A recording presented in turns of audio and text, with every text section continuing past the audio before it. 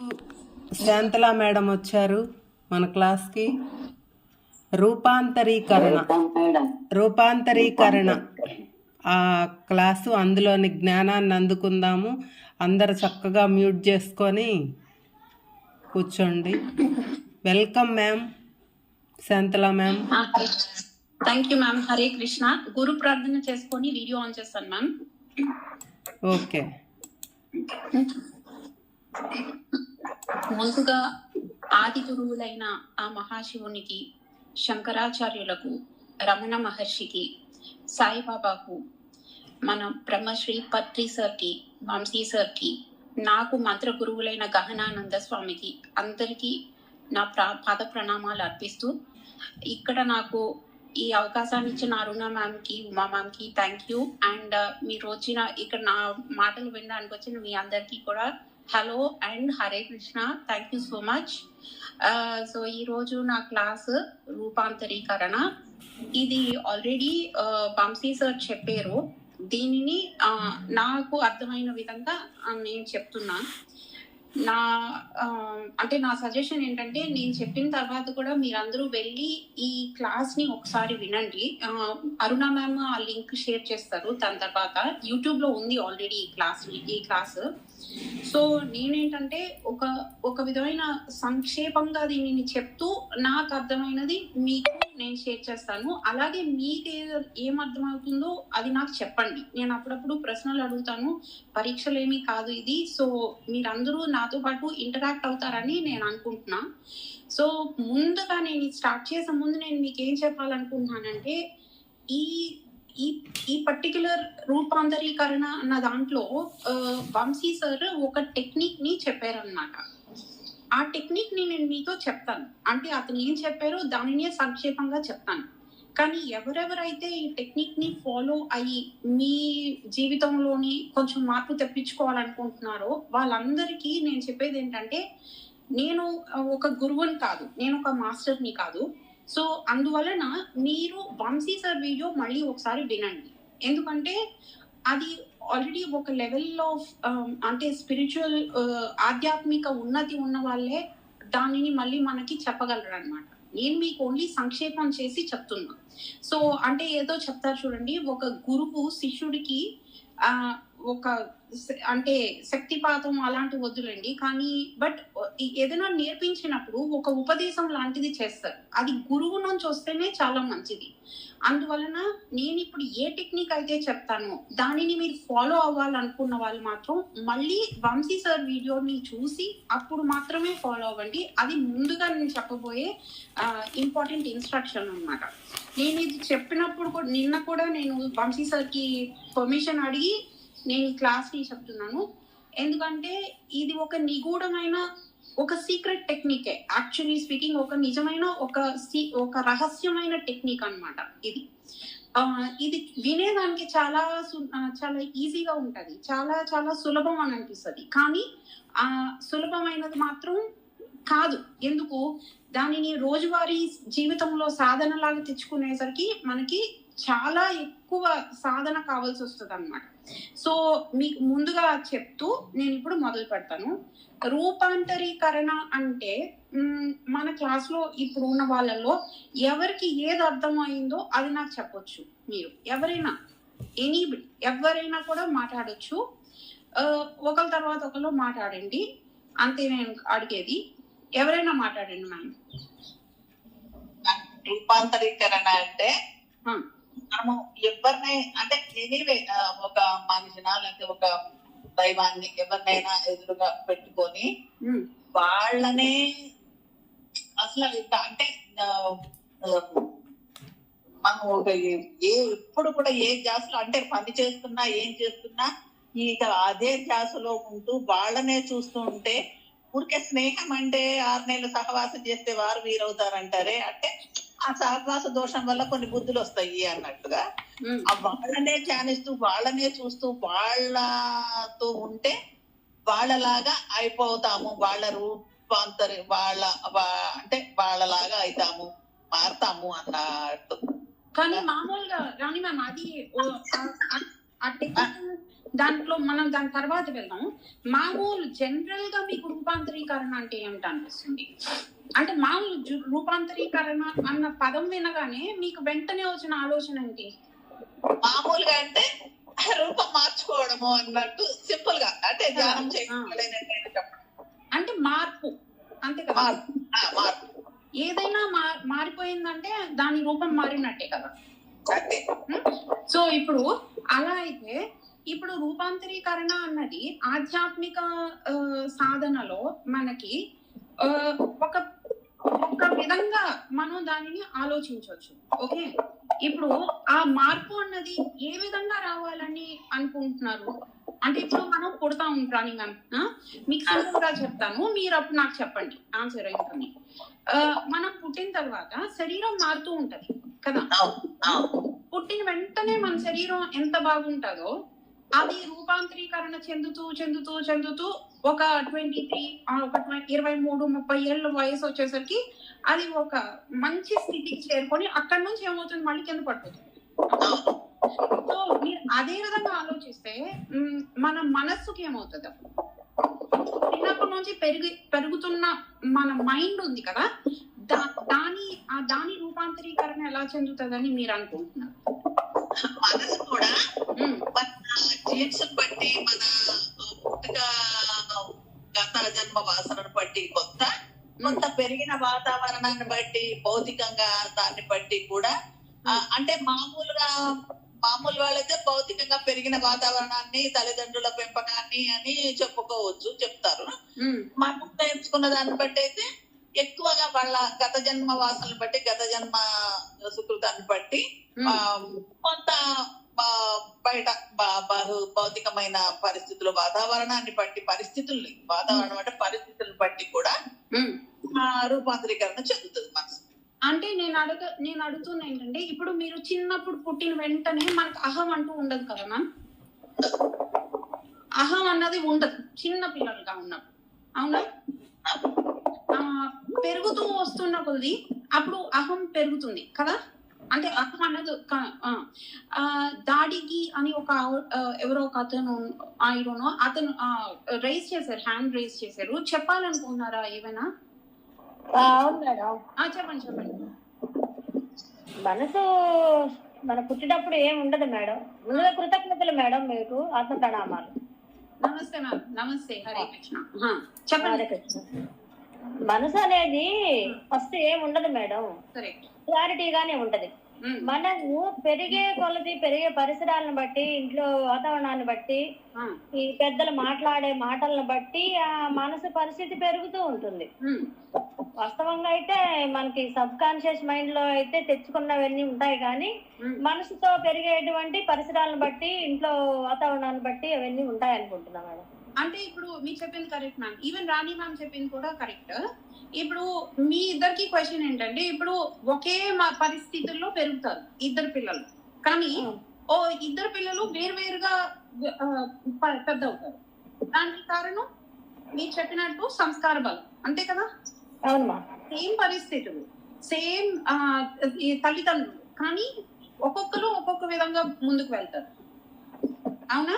ఇద్దరు పిల్లలు, ఒక బాబు ఒక పాప ఉంటే ఒక పాప ఇంకేదో అవుతుంది, ఒక బాబు ఇంకేదో అవుతుంది. దానికి కారణం మన సంస్కారాలు, కరెక్టా? అవునమ్మా. ఇప్పుడు వాతావరణం అని చెప్పమ్మా రాణిమ్మ. అంటే మామూలుగా తల్లిదండ్రుల పెంపకం అంటారు. నేను ఎప్పుడు కూడా, అంటే ఇప్పుడు మీరు క్వశ్చన్ వేసారు కనుక ఆ మాట చెప్తున్నా, నేను ఎప్పుడు కూడా అది ఎందుకో ఒప్పుకోను. ఇప్పుడు ఒక తల్లి 10 మంది పిల్లల్ని పెంచినా ఎవ్వరు ఇద్దరు ఒక రకంగా ఉండరు, రకరకాలు ఉంటారు. ఎందుకు అలాగుంటారు? ఒక తల్లి పెంచుతుంది కదా, ఒక వాతావరణంలో పెరుగుతున్నారు, ఒకే తిండి తింటున్నారు. అంటే వాళ్ళ గత జన్మ సంస్కారాలను బట్టి, గత జన్మ వాసన బట్టే ఆ గుణాలు, మా సంస్కారం అనేది ఉంటుందా, మార్పు అనేది ఉంటుంది అనే కరెక్ట్, అబ్సల్యూట్లీ, అది చాలా కరెక్ట్. సో ఇప్పుడు ఆ సంస్కారాలు అనేవి మనకు వచ్చినప్పుడు ఆ సంస్కారాలు ఒక్కొక్క దశలో ఒక్కొక్కలాగా మన మీద పనిచేస్తాయి. అంటే మనము పుట్టిన వెంటనే ఆ సంస్కారాలు యాక్టివేట్ అయిపోవు. పరిస్థితులు ఎప్పుడు ఏ పరిస్థితికి తగినట్టు ఆ పరిస్థితి మనలోని ఏదైనా ట్రిగర్ చేస్తే అప్పుడు ఆ సంస్కారం బయటకు వస్తుంది. కరెక్టా? సో ఇప్పుడు ఇంతవరకు క్లియర్. ఇప్పుడు మనం ఆధ్యాత్మికంగా చూసుకున్నాం. ఇప్పుడు శరీరం అయితే అలాగ పెరిగి పెరిగి పెరిగి ఒక స్టేట్ కి వచ్చి మళ్ళీ అది కిందకి వెళ్ళిపోతుంది. మానసిక స్థితి అయితే అది సంస్కారాల యొక్క ఒక ఆట. నీ లోపల ఏం సంస్కారాలు ఉన్నాయో బయట పరిస్థితులు తో కూడుకున్నప్పుడు ఆ సంస్కారం బయటకు.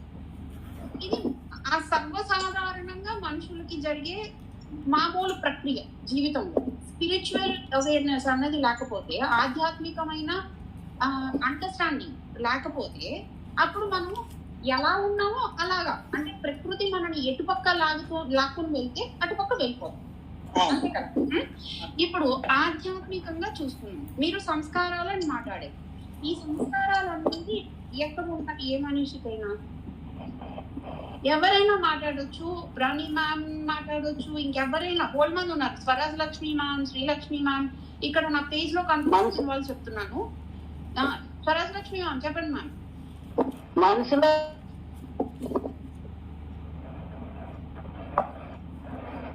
స్వరాజ్ లక్ష్మి మ్యామ్ ఆవిడ శ్రీ లెఫ్ట్ కాల్.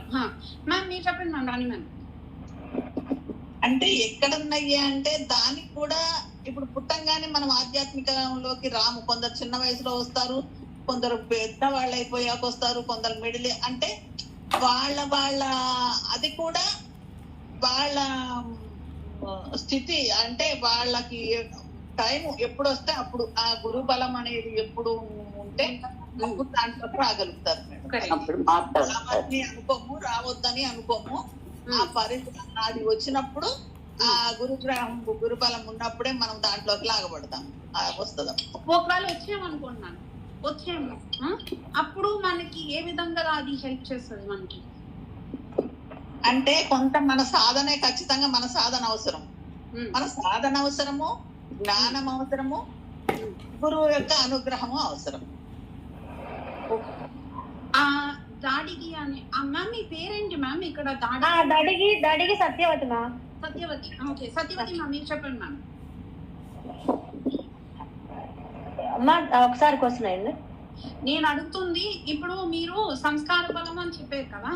సంస్కార బలం అనగానే రాణి మ్యామ్ అన్నారు మనకి గురువు యొక్క కృప అనేది మనకి వచ్చినప్పుడు, మనం ఆ గురువుని ఫాలో అయితే ఆధ్యాత్మికంగా ఉన్నతి చెందినప్పుడు మనకి మనలోని ఏవో కొన్ని జరుగుతాయి. సో నేను అడుగుతుంది ఏం జరుగుతుంది అని. అంటే అసలు మీరు ఎందుకు ఒక ఆధ్యాత్మికంగా మీరు ఎందుకు వెళ్ళాలి? అసలు ఆధ్యాత్మికంగా వెళ్ళకుండానే మీరు ఉండిపోవచ్చు కదా. ఏ జ్ఞానం పెంచుకోవటానికి, మనం ఆత్మజ్ఞానం పెంచుకోవటానికి కదా. అసలు ఆత్మ అనేది ఉన్నదో లేదో కూడా మనకి తెలియదు అనుకోండి. మనం అలాంటి సంస్కారాలతో పుట్టాము. ఆత్మ ఉందో లేదో నాకు తెలియదు.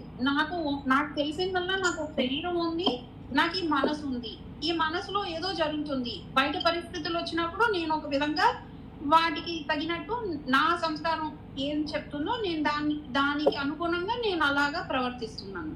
ఇప్పుడు ఇది జరుగుతున్నప్పుడు నాకు గురువు యొక్క అవసరం ఎందుకు? గురువు యొక్క అవసరం ఉంటుంది మేడం. ఎందుకంటే మనకి తెలుస్తుంది వెళ్ళాలి అనిపించింది, కానీ ఎట్లా వెళ్ళాలో తెలియదు కదా మేడం. అందుకని గురువు ఖచ్చితంగా అవసరం.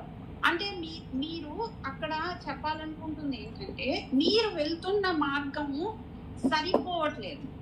అది అంటే అంతేనా? ఆ వెళ్తున్న మార్గానికి అతీతంగా వెళ్ళాలనుకుంటున్నాను. అవును మేడం. సో అతీతంగా వెళ్ళాలి అని అనుకున్నప్పుడు మీరు ఒక గురువుని ఆశ్రయిస్తారు. ఇప్పుడు ఈ 3 పాయింట్స్ మనకి క్లియర్. శారీరకంగా ఒక విధంగా మనం పుడతాము, ఒక విధంగా ఎదుగుతాము, తర్వాత చనిపోతాము. అది శారీరకమైన ఒక ప్రక్రియ. మానసికంగా మనం పుట్టినప్పుడు కొన్ని సంస్కారాలతో పుడతాము. ఆ సంస్కారాలు పరిస్థితులను ఎదుర్కొన్నప్పుడు ఒక విధంగా మనం ప్రవర్తింపచేస్తాయి. అది 2వ పాయింట్. అదే దాన్నే మేడం ఇది సంచిత కర్మ అంటారు, అదేనా? ఆ పేర్లు ఏమి పెట్టొద్దు మ్యామ్. నేనేదో సంస్కారంతో పుట్టాను అలా అనుకోండి. ఎందుకంటే కన్ఫ్యూజన్ లోకి వెళ్తాం మనం. ఎంత సింపుల్ గా పెట్టుకుంటే అంత మంచిది. ఏవో కొన్ని కారణాల వల్ల మనం ఒకలాగా పుట్టాం, అలా అనుకోండి. సో ఇప్పుడు అలా పుట్టిన తర్వాత మనము దానితో మనం సమంగా తృప్తి పడట్లేదు. ఉన్న స్థితిలో నేను తృప్తి పొందిపోతే నేను ఎందుకు మార్పు కోరుకుంటాను? కరెక్టా మ్యామ్?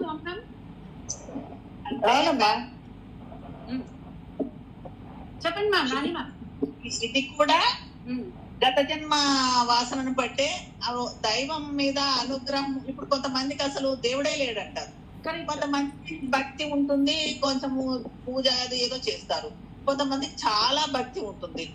అలాగే మన గత జన్మలో కొంత ధ్యానం చేసి ఉన్నామా, కొంత దైవానుగ్రహంతో ఉండి ఆ దైవం వైపు లాగుతూ మనము ఇప్పుడు రమణ మహర్షి గారు చెప్పినట్టు ఆయన నిన్ను నువ్వు తెలుసుకో ముక్తి మార్గము అని ప్రతి గురువులు చెప్తారు.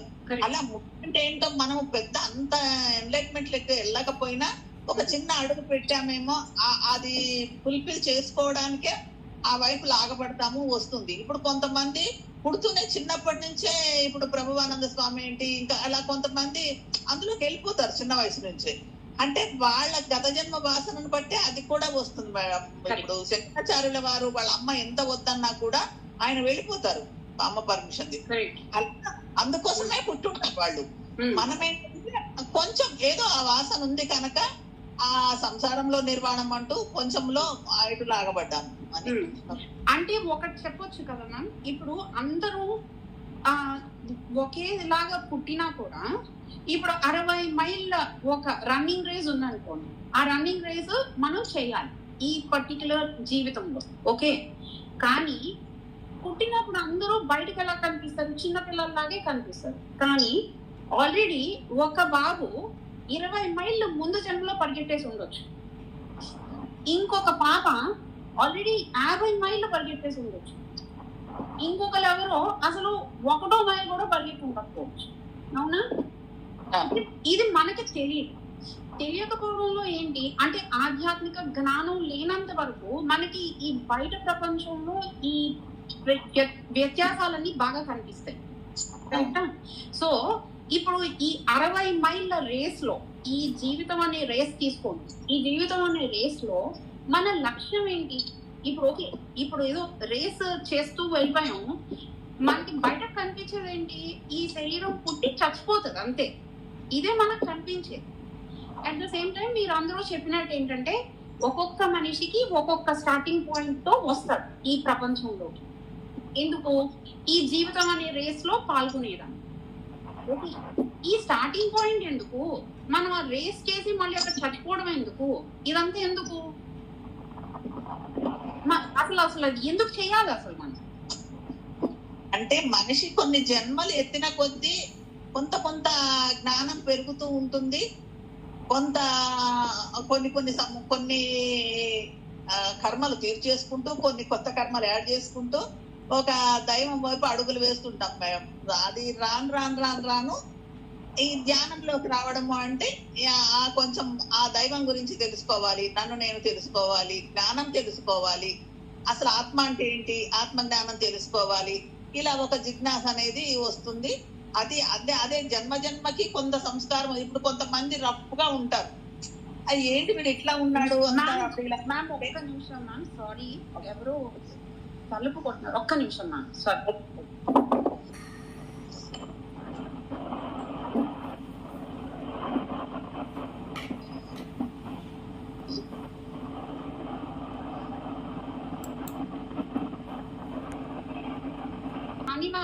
నాకు మీ ఆలోచన కంప్లీట్ అవ్వక ముందే నేను వెళ్లాల్సి వచ్చింది. చెప్తారా మ్యామ్ ఒకసారి అది? సారీ. ఓకే, పర్లేదు. అంటే అదే జన్మకి కొంత సంస్కారం నేర్చుకుంటూ వస్తాము, కర్మలు తగ్గించుకుంటూ కొన్ని కర్మలు యాడ్ చేసుకుంటూ మొత్తానికి ఒక జ్ఞానం అంటూ కొద్దిగా ఒక్కొక్క జన్మకి నేర్చుకుంటూ వస్తాము. ఆ వాసన గత జన్మ వాసనను బట్టి ఆ కొంచెం నేర్చుకుంటూ వచ్చిన దాన్ని బట్టి ఇందులోకి రాగలుగుతాము. ఈ జ్ఞానం అంటే అసలు ఆత్మ అంటే ఏంటి, నేను ఎందుకు వచ్చాను, ఏంటి జ్ఞానం నేర్చుకోవాలి అంటే ఇప్పుడు అంత తెలియకపోయినా ధ్యానం కొంతమంది ధ్యానం చేస్తే ఏదైనా బాధలు పోతాయంట, ఉపశమనం లభిస్తుంది, ఆరోగ్యం లభిస్తుంది, అలా కూడా దాని వైపు మొగ్గుతారు. అంటే దీంట్లోకి కొంచెం ఏదో ఒక కారణంతోని జ్ఞానం కోసమా, లేకపోతే ఆరోగ్యం కోసమా, లేకపోతే ఏదైనా కానీ దీంట్లోకి లాగబడతారు. ఒకలాగా చెప్పొచ్చు కదా మ్యామ్. అయితే ఒక లాంటి అసంపూర్ణత అనేది మనం అనుభవిస్తాం మన జీవితం. అండ్ ఆ అసంపూర్ణత నుంచి మనలోని ఏదో మనకి చెప్తూ ఉంటది, మనకి ముందుకు వెళ్ళాలి అని. అవునా? ఆ అసంపూర్ణతని మనం పరిపూర్ణంగా చేసుకునేదానికని ఇన్ని కష్టాలు పడుతున్నాం మనం. అంటే సాధన కానీ ఏదైనా మనం చేస్తాం, అంతే కదా. సో ఇప్పుడు ఇది క్లియర్. అంటే మనం ఒక అసంపూర్ణమైన స్థితిలో ఉన్నాము, ఇక్కడ నుంచి ఒక పరిపూర్ణమైన స్థితికి వెళ్ళాలి మనం. అయితే ఈ పరిపూర్ణమైన స్థితికి వెళ్ళాలి అంటే ఈ అసంపూర్ణమైన స్థితుల్నే మనం వాడుకోవాలి, అంతే కదా. ఇక్కడ నుంచి పారిపోలేము మనం. ఇదే జీవితాన్ని, ఇదే అసంపూర్ణతని మనం వాడుకుంటూ ముందుకు వెళ్ళాలి, అంతే కదా. సో ఇప్పుడు వంశీ సార్ ఏం చెప్పారంటే మనము 3 రకాలైన ఆత్మల కింద వస్తామని చెప్పారు. అందుకని అంటే ఇప్పుడు కొంతమంది ఏంటి, ఈ 60 కిలోమీటర్ల 60 మైళ్ళ ఈ రేస్ లో ఎవరో ఒకరు 20 మైళ్ళు ఆల్రెడీ పరిగెట్టేశారని చెప్పాను కదా. కొంతమంది 50 మైళ్ళు పరిగెట్టేశారు, కొంతమంది ఇంకా 1 మైల్లో ఉన్నారు.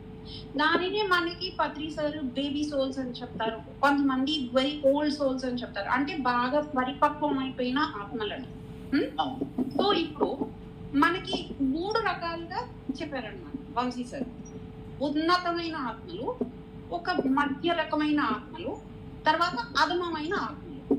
అంటే ఒకటి గుర్తుంచుకోండి, ఇది ఒక మార్పుకి ఒక సోపానాల్లాగా ఆలోచించాలి.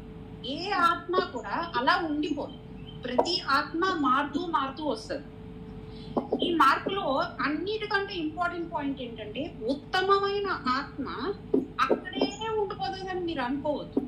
కొన్ని పురాణాల్లో మనకి ఆ ఉత్తమమైన ఆత్మలు కూడా కింద పడిపోయిన సమయాలు ఉంటాయి. సో అందుకని ఫస్ట్ కనుక్కుందాం ఉత్తమమైన ఆత్మ అంటే ఎలాంటి గుణాలతో ఉండొచ్చు అని. Okay, so Swaraj Lakshmi ma'am చెప్తారా మీరు ఉత్తమమైన ఆత్మ అంటే ఎలా ఉంటది అని? మంచి సంస్కారాలతో ఉంటుంది మేడం. ఉత్తమ ఆత్మ అంటే మంచి చెడ్డ అని తెలుసుకోవడము, తెలుసుకొని మమ్మల్ని ఏ విధంగా నడుచుకుంటే బాగుంటుంది అనేది తెలుసుకోగలుగుతారు ఉత్తమ సంస్కారంలో ఉంటే. అంటే ఆ విధంగా నడుచుకొని వాళ్ళ జీవితాన్ని ధన్యం చేసుకోవాలి. ఓకే, ఇంకా ఏం చెప్పొచ్చు ఈ ఉత్తమమైన ఆత్మ? ఇంకా అంటే మేడం జ్ఞానాన్ని పంచడానికి మనం వాళ్ళని మార్గదర్శకంగా వాళ్ళని చూసి మనం పూర్తిగా తీసుకోవడానికి మనకి ముందు నడిపించడానికి వస్తారు. మనలో చైతన్యాన్ని తేవడానికి మనకి మార్గదర్శకంగా చూపిస్తారు, మార్గాన్ని చూపిస్తారు. ఉత్తమమైన ఆత్మలో విశ్వానికి సహాయంగా ఉంటారు. కరెక్ట్. ఓకే, వాణి మ్యామ్ మంచి పాయింట్ చెప్పారు, శ్రీలక్ష్మి మ్యామ్ మంచి పాయింట్ చెప్పారు. అయితే ఇప్పుడు వీళ్ళు ఎందుకు సహాయం చేయాలి? వాళ్ళ పనులు చేసుకోవచ్చు కదా హాయిగా. ఇప్పుడు నాకేదో నేను సంతృప్తిగా ఉన్నాను, ఒక మూల కూర్చొని నేను హాయిగా ఉంటాను, నాకేం బాధ? నేను వచ్చి ప్రపంచంలో అందరికీ సహాయం చేయాలని నేను ఎందుకు అనుకోవాలి? ఉద్ధరే ఆత్మరాత్మానం అని చెప్తారు కదా, ఒకరిని ఉద్ధరిస్తే మనం కూడా ఉద్ధరించబడతాం కదా, ఉద్ధరించడానికి కోసమే మనం ప్రయత్నం చేస్తాము. కానీ స్వరాజ్యలక్ష్మి మ్యామ్ మీరు ఆల్రెడీ ఉత్తమమైన ఆత్మ, మీరు ఆల్రెడీ ఉద్ధరించేసుకున్నారు మిమ్మల్ని మీరు. అలాంటప్పుడు మీరు మిమ్మల్ని మీరు అంత స్థితికి తీసుకెళ్ళిన తర్వాత మళ్ళీ మీరు ఎందుకు కిందకు వచ్చి అందరికి చెప్పడం ఇవన్నీ చేయడం పత్రి సార్ చేసినట్టు ఎందుకు చేయాలి? చేయకుండా ఉండొచ్చు కదా, మీరు హాయిగా సంతృప్తి ఉండొచ్చు కదా. ఉండొచ్చమ్మా, అందరినీ బాగుపరచాలా అని ఉద్దేశంతో వచ్చినారు కదా, చేస్తా ఉంటారు. బాగుపరచాలా, అందరూ తెలుసుకోవాలా, అందరూ ఉద్ధరించబడాలా అనే ఉద్దేశంతో పత్రిసార్ అంతే కదా, అన్ని తెలుసుకొని వచ్చినారు. అందరినీ ఉద్ధరించడానికి కోసము, ధ్యానం చెప్పడానికి కోసము ఎన్ని రకాలుగా ప్రయత్నం చేస్తా ఉన్నారు. అందరినీ ఉద్ధరించడానికే కదా. Correct ma'am. అనిల్ అని ఎవరో ఒక ఉన్నారు, ఆవిడ మీ పేరేంటి ma'am? Shyamala madam. Shyamala ma'am చెప్పండి మ్యామ్. చెప్తారు చెప్తారు మరి బాగా చెప్తాడు. మరి పత్రి సార్ వచ్చినట్టు ఈ మేడం చెప్తే మాకు కదా. మళ్ళీ ఇంకొకసారి చెప్పండి మ్యామ్, మీ గొంతు మధ్యలో కట్ అయింది. ఆ మేడము సరోజ మేడం చెప్తారు. మేడం మధ్య మధ్యలో ఏమైనా చెప్తూనే ఉంటారు. మాకు జ్ఞానం వెలుగుతుంటది. తర్వాత భగవద్గీత చెప్తుంటారు. అందుకే ఆ మేడం వచ్చారు. అంటే మంచోలే, ఆవిడ మీకు మంచోళ్ళు. ఆవిడంతటా ఆవిడ ఒక దగ్గర కూర్చొని చెప్పకుండా ఉంటే ఏమి నష్టం వస్తుంది ఆవిడికి అని ఆవిడకి చెప్పగా వచ్చారు.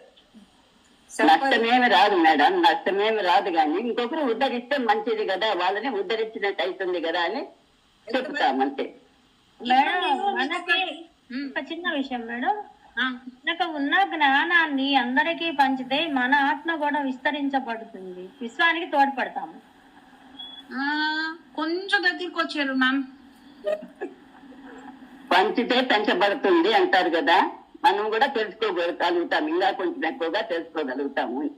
ఇప్పుడు నేను శాంతల మేడం ఎలా అనుకోవచ్చా, అందరిలో ఉంది తనే, అందరిలో ఉన్న ఆత్మ ఒక్కటే చెప్పిస్తారు. వాణి మ్యామ్ కరెక్ట్ గా చెప్పారు. ఇప్పుడు అది ఆవిడకి ఎవరైనా ఒక లోకంలో ఒక పరమ పురుషుడు వచ్చాడు అంటే అతనికి ప్రతి మనిషిలో ఉండే ఆత్మ అతనే అని ఆ చైతన్యం లెవెల్ కి వెళ్ళిపోతాడు. అందువలన అతను ప్రతి లోకాన్ని అంతటినీ ఉద్ధరించాలని కోరుకుంటాడు. అంటే ఇది ఇంకొకరు తమ పర భేదాలు అన్నవి ఉండవన్నమాట. అందుకనే వంశీ సార్ ఈ ఉత్తమమైన ఆత్మలు అన్నవి మమకారం చూపిస్తాయి అని చెప్తారు. కానీ ఆ మమకారం ఎంత మమకారం అంటే మొత్తం లోకమంతా తనదే అనుకున్నంత మమకారం చూపిస్తారు. కానీ మధ్య రకమైన ఆత్మలు ఉంటాయి చూడండి, వాటికి కూడా మమకారం ఉంటది, కానీ అలాంటి మమకారం కాదనమాట. సో ఇప్పుడు ఈ ఉత్తమమైన ఆత్మలకి మహా సంతోషంగా బతుకుతారు, వాళ్ళు చాలా తృప్తిగా బతుకుతారు. మీకు మీరు ఈ గుణాలన్నీ చూడాలంటే మీరు సాయిబాబాని మీ కంటి ముందు పెట్టుకోండి. షిరిడి సాయినో లేకపోతే మీకు నచ్చిన ఒక అవతారాన్ని మీ ముందు పెట్టుకొని చూడండి, అతనిలో ఈ గుణాలన్నీ ఉన్నాయా. సంతోషంగా, చాలా తృప్తిగా, ఊర్ధ్వలోకాలతో కనెక్షన్ తో ఈ ప్రపంచంలో మనందరితో కలిపి బతుకుతూ ఉంటారు. మనందరం మనందరం అంటే చాలా మట్టుగా మనుషులు వాళ్ళంత చైతన్య స్థితిలో లేని వాళ్ళమే, కానీ మనందరితో వాళ్ళు బతుకుతూ ఉంటారు.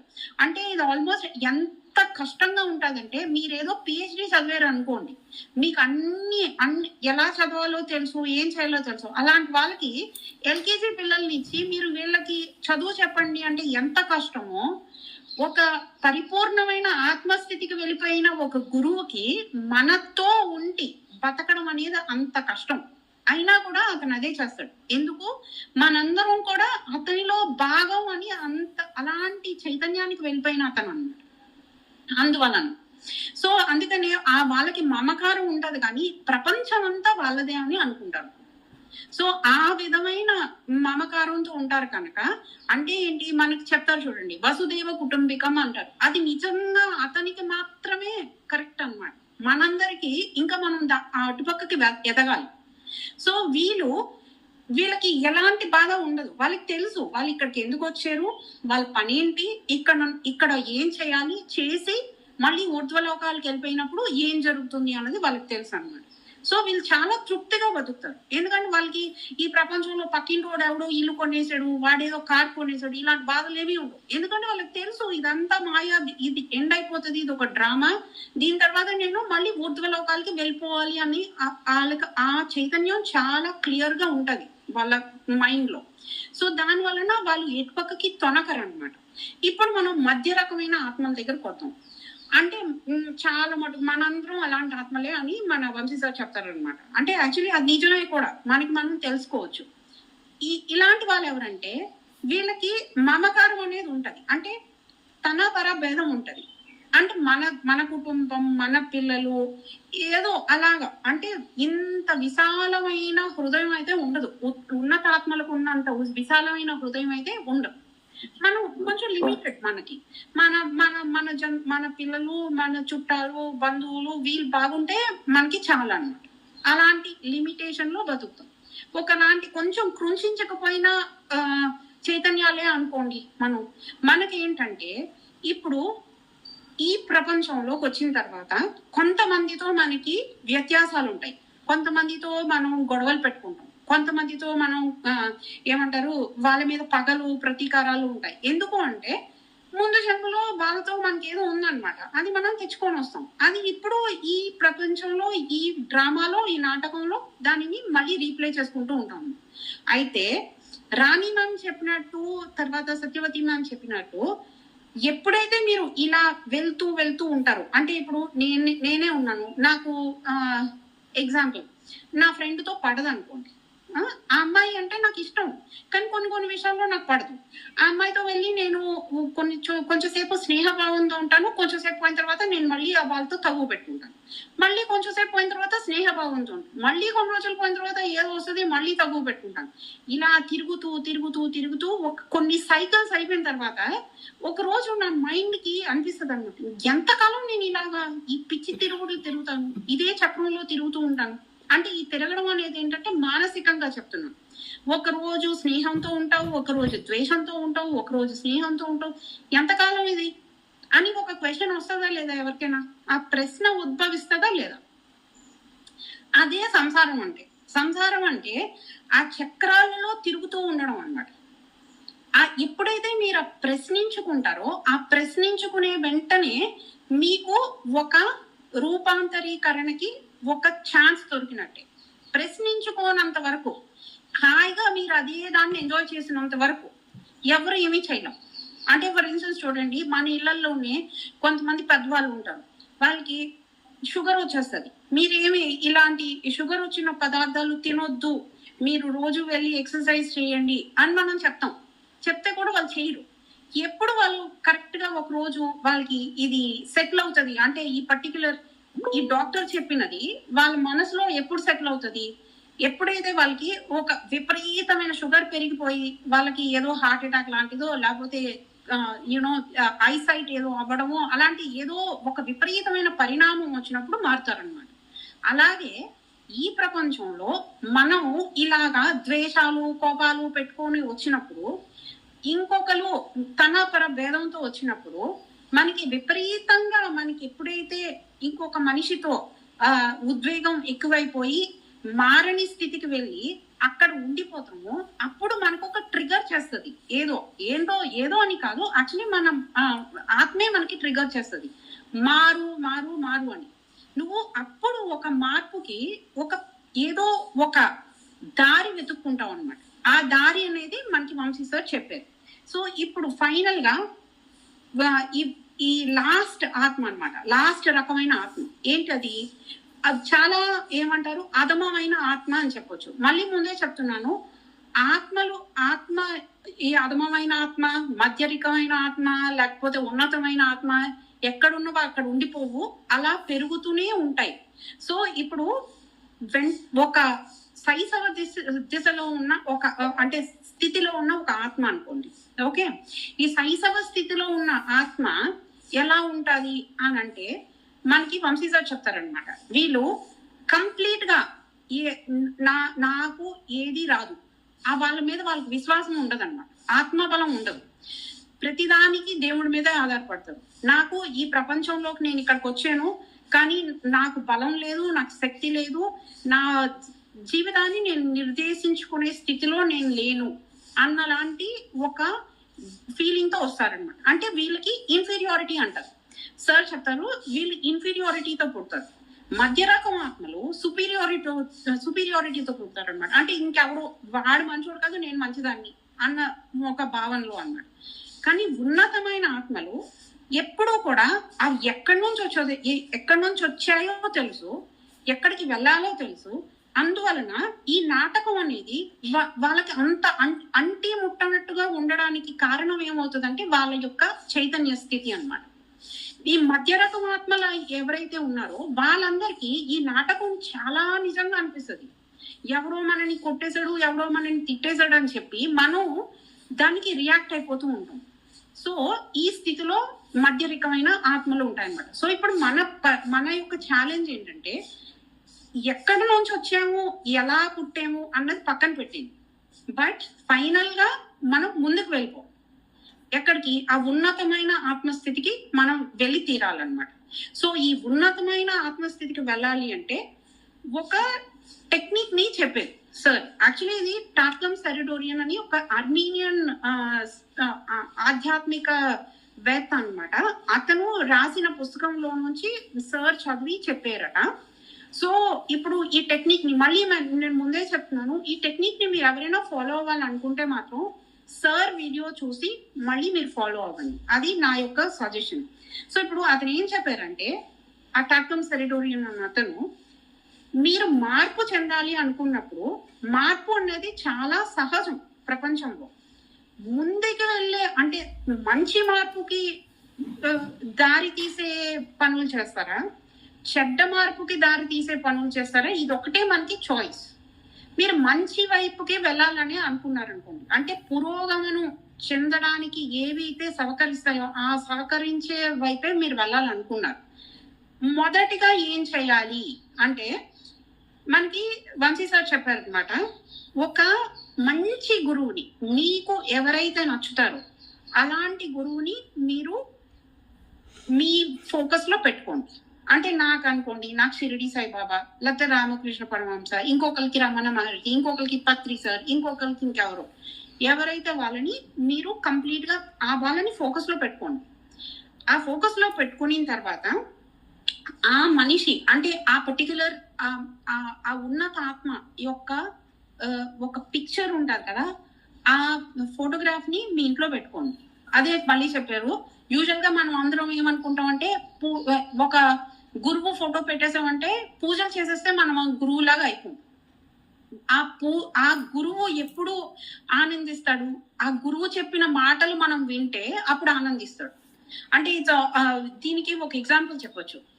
మన అమ్మ మనందరికి అమ్మలు ఉంటారు. అమ్మలు మనకి ఏవేవో నేర్పించి పంపిస్తారు. ఇప్పుడు పంపించినప్పుడు చిన్నపిల్లలు ఏం చేస్తారు, కొంతమంది అమ్మ ఏం చెప్తే అదే చేస్తారు.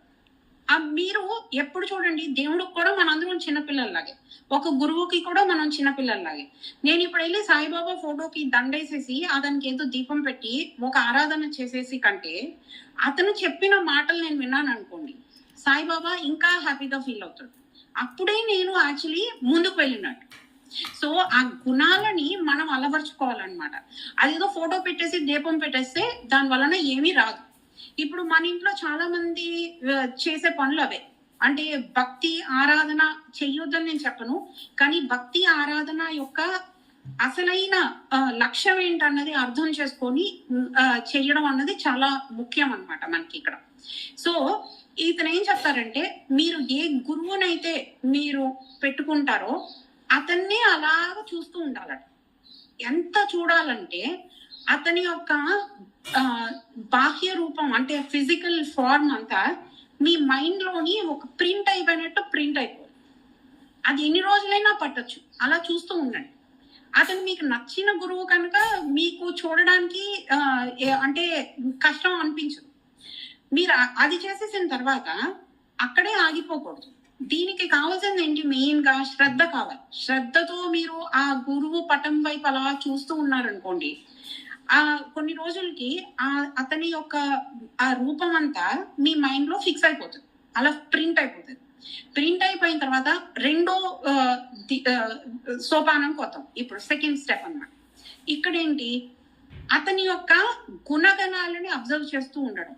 అంటే సాయిబాబా బుక్ చదివారు మీరు, ఓకే, షిరిడి సాయిబాబా బుక్ చదివారు, షిరిడి సాయిబాబా సినిమా చూసారు, షిరిడి సాయిబాబా గుడికి వెళ్ళారు, ఎక్కడికి వెళ్ళి ఏది చేసినా అతని గుణాలని పరిశీలనగా చూడాలన్నమాట, గమనించాలి ఏంటా గుణాలు. నేను సచ్చరిత్ర చదివేసి పక్కన పెట్టేస్తే, 7 రోజుల్లో చదివేసి పక్కన పెట్టేస్తే సాయిబాబా అతనికి ఏమీ నా మీద ఆనందం వచ్చేది. అలాగే నేనేదో విష్ణు సహస్రనామం చదివేశాను అనుకోండి, నాకేమీ విష్ణుమూర్తి నా మీద కరుణా కటాక్షాలు ఏం చూపించాడు. అసలు first of all Vishnu Sahasranamam అంటేనే అవన్నీ దేవుడి యొక్క గుణాలు వాటి గౌణాలు అంటారు కదా, క్వాలిటీస్. ఆ దేవుడి యొక్క క్వాలిటీస్ వాటన్నిటిని అలా రాశారు. ఆ గుణాలను రాస్తే మనకేంటి వస్తుంది? ఆ గుణాలని రాసిన అతను పక్కన పెట్టండి, చదివితే మనకేంటి వస్తుంది? చదివేస్తే పుణ్యం వస్తుందా? మాక్సిమం నిజంగా చెప్పాలంటే వచ్చేది ఏంటి అంటే, తార్కికంగా చెప్పాలంటే మీరు విష్ణు సహస్రనామం కంప్లీట్ గా కరెక్ట్ గా తప్పులు లేకుండా చదివితే ఒక విధమైన ప్రాణాయామం జరిగి మీ మైండ్ కామ్ అవుతుంది, అంతే. అంతకంటే ఇంకేం జరగదు. దానివల్ల పుణ్యం రాదు, ఏది రాదు నిజం చెప్పాలంటే. ఓకే, జ్ఞానపరంగా ఆలోచించినప్పుడు ఇది సత్యం. సో మరి అలాంటప్పుడు విష్ణు సహస్రనామం ఉంది, లలితా సహస్రనామం ఉంది, శివ సహస్రనామం ఉంది, సుబ్రహ్మణ్య సహస్రనామం ఉంది, ప్రతి దేవుడికి ఒక సహస్రనామం ఉంది. మరి ఎందుకు సహస్రనామాలు చదవడం మనం? ఎందుకు అంటే ఎక్కడో ఒక దగ్గర ఒక గుణాన్నైనా పట్టుకొని ఆ గుణాన్ని మీరు మీ జీవితంలో అలవర్చుకున్నప్పుడే ఈ మార్పు అన్నది వస్తుంది. ఈ మార్పు అన్నది రాలేదనుకోండి, అలాంటప్పుడు రూపాంతరీకరణ అన్నది జరగకపోతే ఏంటి అంటే ఆధ్యాత్మికంగా మీరు అలా ఉండిపోతారు, అంతే. ఇప్పుడు మనం పత్రి సార్ గురించి చెప్పుకుంటాం. పత్రి సార్ ఇంత గొప్పతను అంత గొప్పతను అని అంటాం, కానీ పత్రి సార్కి పొగిడిన వాళ్ళు కాదు కావాల్సింది, అతను చెప్పింది మనం చేస్తూ ఇంకొకరికి కూడా అలా హెల్ప్ చేసిన వాళ్ళు కావాలి. పత్రి సార్కి మనం పొగిడితే ఏంటి, పొగడకపోతే ఏంటి, హీ డజంట్ కేర్, అదంతా అనవసరం. సో ఇప్పుడు ఆ విధంగా మనం చూసుకున్నప్పుడు ఏంటంటే సెకండ్ స్టేజ్ అంటే ఇక్కడ గుణాలని చూడాలన్నమాట. ఒక సద్గురువు యొక్క గుణాలని చూసి ఆ సద్గురువు చేసిన పనులని మన జీవితంలోకి తెచ్చుకోవాలి. అంటే అతని గుణాలు ఎలా ఉంటాయో వాటిని మనం అమలుపరుచుకోవాలి మన జీవితంలో. ఆ గుణగణాలను అలవర్చుకొని జీవితాన్ని ముందుకు సాగించాలి. ఇలా సాగిస్తే ఏమవుతుంది? ఇది అందరూ చెప్పగలరు. ఈ ఆన్సర్ చాలా ఈజీ, ఎవరైనా చెప్పొచ్చు. మాట్లాడిన వాళ్ళు మాట్లాడొచ్చు, మాట్లాడలేని వాళ్ళు మాట్లాడొచ్చు. నాకు ఎన్ని ఆన్సర్లు వస్తే అంత మంచిది. మనిషి అంటే ఆలోచించవచ్చు అంటే మాట సరిగ్గా ఉండాలి. ప్రతిసారి చెప్పారు కరెక్టే అని అది మాట మటుగా ఆత్మ సరిగ్గా ఉండాలి అనేసి మరి చెప్పారు. అవును మారాలి మనకు వచ్చిన లాభం ఏంటి? అలా చెప్పారు. అలా నడుచుకుంటే మనం బాగుపడాలని కదా. అదే పట్టుకుంటే బాగుపడతాము, ఇంకొకటి కూడా బాగు చేస్తాము. మేడం కొంచెం సిగ్నల్ పోయి వచ్చింది మేడం, కొంచెం క్వశ్చన్ అయ్యండి మేడం. జస్ట్ అంటే మీరు మార్పు చెందారనుకోండి, మీకు నచ్చిన గురువుని అవలంబిస్తూ అతని గుణాలని మీ జీవితంలో తెచ్చుకొని మార్పు చెందుతూ ఉన్నారనుకోండి, అప్పుడు దాని వల్ల వచ్చిన లాభం ఏంటి మీకు? మొదట ప్రశాంతత చేకూరుతుంది. ఓకే, మన జీవితం అన్నటువంటిది మనకి తృప్తి. అంటే ఇంతవరకు ఈ జీవితం ఎందుకురా దేవుడా అనుకున్నటువంటి వాళ్ళం కూడాను మన జీవితం పైన మనకు బతకాలని విశ్వాసము, నమ్మకము, ప్రశాంతత అన్ని ఏర్పడతాయి మేడం. అది ఇంకా ఒకరికి మార్గదర్శకం కూడా అవుతాం. ఓకే, కానీ ప్రశాంతత ఎందుకు రావాలి మ్యామ్? ప్రశాంతత కూడా రావచ్చు కదా? రాదు కదా, ఆలోచనలు ఉన్నాయి, సరి అయిన మాటలు లేకపోవడం ఒకటి, వెనక ఉన్నటువంటి నెగటివ్ ని మనం ఆలోచన చేస్తూ ఉన్నాము. అంటే దాని అర్థం సంసారంలో ఉన్నారు. సంసారం అంటే కాదు, సంసారం అనే కాదు, ఎవరో నన్ను అన్నారు అది లేకపోయినా కూడాను ఎందుకు నేను బతికున్నాను, ఎవరి కోసం బతుకున్నాను, నేను ఎవరికి యూజ్ అవుతున్నాను, ఏమీ పనికి లేకున్నందువల్ల నేను ఎందుకు ఉండాలి అనేటటువంటి విధంగా కూడా కొంతమంది వారి మీద వారు ఏక భావనతో ఉంటారు. ఎందుకున్నాను నేను అనేటటువంటి భావంతో ఉంటారు. ఒకవేళ ధ్యానంలోకి రాకపోని అన్ని సమకూర్చి ఉంటాయి, కానీ వాళ్ళకు మనసు తృప్తి ఉండదు. ఓకే, నేను ఇక్కడ ఒక పాయింట్ క్లారిఫై చేయాలి. ఇక్కడ మనం సంసారం అని మాట్లాడినప్పుడు ఇది మన ఈ బాహ్య ప్రపంచం కాదు. సంసారం అంటే మనలో తిరుగుతున్న ఆలోచన ధోరణి, ఒక చక్రం లాగా తిరుగుతున్న ఆలోచన ధోరణి అన్నమాట. దాన్ని గుర్తుంచుకోండి. సో అంటే ఇప్పుడు చేసినదే చేస్తూ, ఆలోచించినదే ఆలోచించుకుంటూ,